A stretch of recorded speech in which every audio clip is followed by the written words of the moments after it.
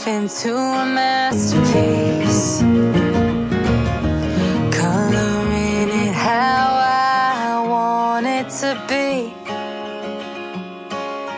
Won't stop till I see what I want to see.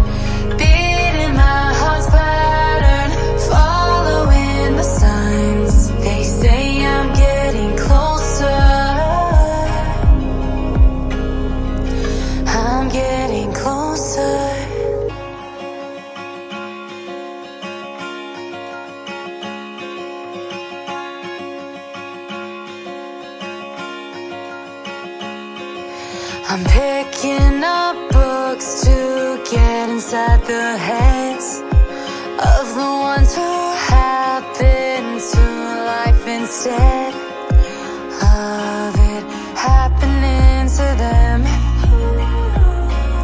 I wonder if I'll make a difference like that.